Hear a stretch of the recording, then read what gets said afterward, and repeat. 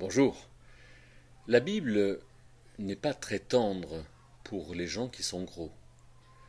Et on pourrait se dire, mais quand même, il y a peut-être aussi des raisons euh, qu'on n'a pas choisies, des raisons génétiques, héréditaires. Et pourtant, si vous regardez un peu dans différents passages qui parlent du poids, je pense par exemple au psaume 73 d'Asaph, où il décrit ces gens où la graisse sort des yeux, hein, avec des gros visages. Il y a quelque chose de dur, de critique. Alors ça vaut la peine peut-être qu'on se pose la question du pourquoi de cette sévérité. Qu'est-ce qu'on peut faire euh, en tant que chrétien de ces passages, et comment est-ce qu'on peut en tirer quelque chose pour nous aider peut-être à être moins gros, surtout que le poids fait beaucoup de mal aux articulations, des genoux, des chevilles.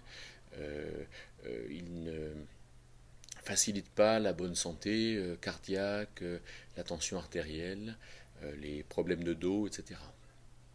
Alors lisons par exemple Jérémie au chapitre 5, les versets 27 et 28. Et alors on entend dans la bouche de Jérémie, à l'égard du peuple d'Israël, quelque chose de très très précis et d'un peu dur. Hein. Ils sont devenus grands et se sont enrichis au verset 27.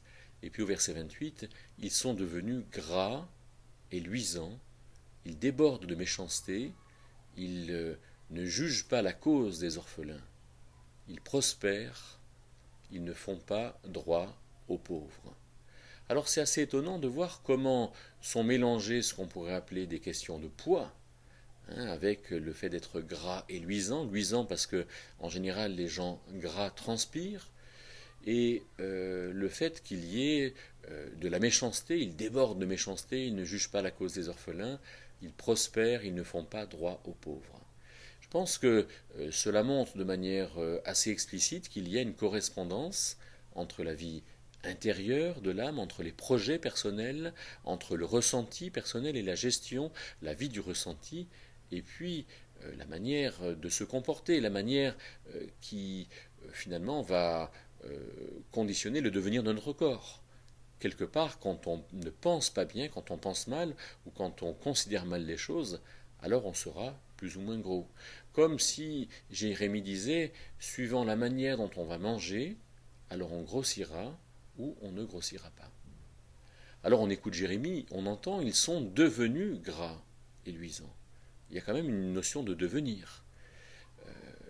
Et c'est vrai que si on regarde des endroits où il y a des famines, aujourd'hui par exemple, alors on voit bien que quand on n'a rien à manger, alors on ne grossit pas.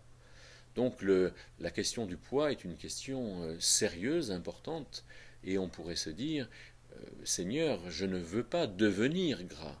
Et si je suis gras et gros, alors je souhaite bien devenir ce que tu m'appelles à être. Mais alors, regardons un peu ce qu'on pourrait appeler le profil psychologique. Il déborde de méchanceté, mais de méchanceté pourquoi? Ils ne jugent pas la cause des orphelins, ils prospèrent, ils ne font pas droit aux pauvres, comme si finalement celui qui est devenu gras ne s'occupait quelque part que de lui. La méchanceté, c'est-à-dire la méchanceté, l'agressivité pour se protéger, pour être tranquille, pour finalement mieux s'occuper de soi que de la cause des autres. Hein, rechercher beaucoup plus ma propre prospérité que celle de l'autre. Alors je peux me poser la question, quand je mange, pourquoi est-ce que je mange? Quand je grignote, pourquoi est-ce que je grignote? Quand je mange, que je me mets à table et que je dévore, pourquoi est-ce que je dévore? Qu'est-ce qui se passe? Quelle est mon intention? Est-ce que quand je mange, je cherche simplement à calmer une souffrance, à calmer une douleur, à avoir l'estomac plein parce que je veux avoir l'estomac plein? Ou quand je mange, est-ce que j'apprécie la nourriture que Dieu me donne pour en faire quelque chose? Alors vous me direz, oui, mais ça c'est quand même des recommandations de l'Ancien Testament. Qu'est-ce qu'en dit le Nouveau Testament? Eh bien, par exemple, 1 Corinthiens 6,20 nous dit glorifiez Dieu dans votre corps. Qu'est-ce que ça veut dire glorifier Dieu? La gloire du grec du Nouveau Testament, doxa, c'est manifester. ça veut dire manifester Dieu dans votre corps, montrer Dieu dans ce que vous êtes, dans votre corps. Est-ce que moi je suis occupé de montrer Dieu dans mon corps? Est-ce que quelque part j'ai conscience que suivant ce que je mange et suivant ce que je fais, alors je montrerai quelque part là où je suis à la ressemblance de Dieu dans mon corps. Alors, ce n'est pas un mystère que de dire que quand je mange, j'ingère des calories, et quand je fais de l'activité, alors je consume des calories. Je dépense des calories. Et donc, si j'ingère plus de calories que ce que je fais, alors c'est normal que je devienne gros, je grossisse. Si je fais beaucoup plus de choses que ce que j'ingère, alors c'est normal que je maigrisse. Et quelque part, pour perdre du poids, il faut forcément que je mange moins que les calories qui me sont nécessaires pour garder en quelque sorte le poids que je fais. C'est donc normal, si je veux maigrir, que j'ai faim. Si je décide que si j'ai faim, je mange, alors il y a quelque chose qui n'ira pas. Si au contraire je décide de retrouver quelque chose qui va bien pour mon corps parce que je n'aurai pas trop de poids à tirer, parce que quelque part je ne veux pas me faire mal au dos, me faire mal aux articulations, alors je comprendrai que c'est normal d'avoir faim.